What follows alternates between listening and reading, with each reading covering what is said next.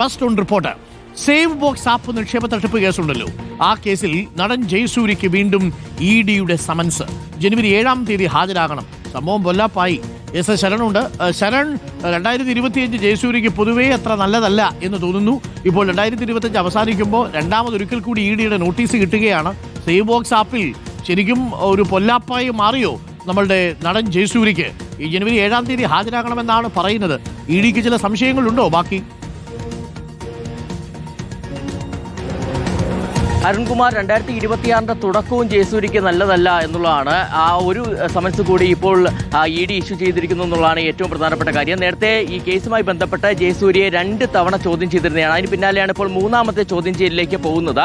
ഇന്നലെ തന്നെ നമ്മൾ പുറത്തുവിട്ട പ്രധാനപ്പെട്ട വിവരമുണ്ട്. അതായത് ഈ കേസുമായി ബന്ധപ്പെട്ട് ജയസൂര്യയ്ക്കുള്ള കുരുക്ക് മുറുക്കുകയാണ് ED എന്നുള്ള വിവരം നമ്മൾ പുറത്തുവിട്ടിരുന്നതാണ്. പ്രധാനമായും ജയസൂര്യയായിരുന്നു ഈ സേവ് ബോക്സിന്റെ ബ്രാൻഡ് അംബാസഡർ. അങ്ങനെ ബ്രാൻഡ് അംബാസഡറായി പ്രവർത്തിക്കുന്ന സമയത്ത് കരാറുണ്ടായിരുന്നു, പ്രതിഫലം പറ്റുന്ന സാഹചര്യമുണ്ടായിരുന്നു. അപ്പോൾ ആ പ്രതിഫലം പറ്റിയിരിക്കുന്നത്, അങ്ങനെ ലഭിച്ച പ്രതിഫലം അത് തട്ടിപ്പ് വഴി ലഭിച്ച പണമാണെന്നുള്ള നിഗമനത്തിലേക്ക് കൂടിയാണ് ED എത്തിയിരുന്നത്. അപ്പോൾ അത് സ്വാഭാവികമായിട്ടും കണ്ടുകെട്ടാനുള്ള നീക്കമൊക്കെ തന്നെ ED നടത്തുന്നുണ്ട്. ഇതിനിടയിലാണ് ഇപ്പോൾ ജയസൂര്യയെ വീണ്ടും ചോദ്യം ചെയ്യാൻ തീരുമാനിച്ചിരിക്കുന്നത്. ഒപ്പം തന്നെ ജയസൂര്യയ്ക്ക് സേവ് ബോക്സിന്റെ ഉടമയായ സ്വാദിഖ് റഹീമുമായിട്ട് മറ്റ് സാമ്പത്തിക ഇടപാടുകൾ ഉണ്ടോ എന്നുള്ളതും ED പരിശോധിക്കുന്നുണ്ട്. നേരത്തെ തന്നെ ജയസൂര്യ മൊഴിയായി നൽകിയിരുന്നത് തനിക്ക് ഈ സ്വാദിഖ് റഹീമുമായിട്ട് ഉള്ളത് ബ്രാൻഡ് അംബാസഡർ കരാർ സംബന്ധിച്ച ബന്ധം മാത്രമാണ്, അതിനപ്പുറമുള്ള മറ്റ് സാമ്പത്തിക ഇടപാടുകളില്ല.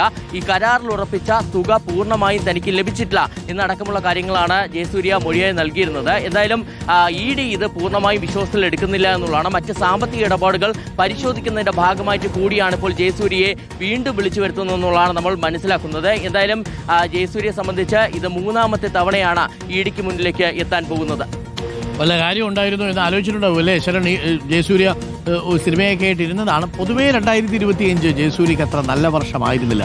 ഹേമ കമ്മിറ്റി റിപ്പോർട്ടിനെ തുടർന്നുണ്ടായ ചില വെളിപ്പെടുത്തലുകൾ, ചില കേസുകളൊക്കെ വലിയ കെട്ടിച്ചമച്ച കേസുകളായിരുന്നു. അതിൻ്റെ പേരൊക്കെ വലിച്ചിടയ്ക്കപ്പെട്ടു. അങ്ങനെ ഒരുപാട് വാർത്തകൾ വന്നു. അത്ര വലിയ ശ്രദ്ധിക്കപ്പെടുന്ന സിനിമകൾ 2025 ഉണ്ടായിരുന്നില്ല. അതിനിടയിലാണ് ഈ സേവ് ബോക്സ് എന്ന് പറയുന്ന ഒരു ആപ്പിൻ്റെ ബ്രാൻഡ് അംബാസഡറായിട്ട് കരാറും കൂടി വെച്ചു. അതും കൂടി അടുത്ത് തലവേദനയായിട്ട് മാറി. ഇപ്പോൾ ED 3ാമത്തെ തവണയാണ് നോട്ടീസ് കൊടുക്കുന്നത്. ജനുവരി 7-ാം തീയതി പോയി ഇരുന്നേ മതിയാവൂ. വലിയ തട്ടിപ്പുകാരനായിരുന്നു ഈ സേവ് ബോക്സിൻ്റെ ഉൽപ്പാദകൻ.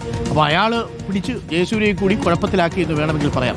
ചില ബന്ധങ്ങൾ അങ്ങനെയാണ്, അത് സൂക്ഷിക്കണം. അത് പ്രിയപ്പെട്ട പ്രേക്ഷകർക്കും ബാധകമാണ്. 2026 നമ്മൾ അടുത്ത നിങ്ങളുടെ വ്യക്തികളെ തിരഞ്ഞെടുക്കും. സുഹൃത്തുക്കളാവട്ടെ, പങ്കാളിയാവട്ടെ, എങ്ങനെയുള്ളവരായിരിക്കും എന്നുള്ളത് നിരീക്ഷിച്ച് മനസ്സിലാക്കിയിട്ടൊക്കെ നിങ്ങൾ സുഹൃത്തുക്കളെ ചേർക്കുക. ഇല്ലെങ്കിൽ അത് തലവേദനയായിട്ട് മാറുകയും പ്രിയപ്പെട്ടവരെ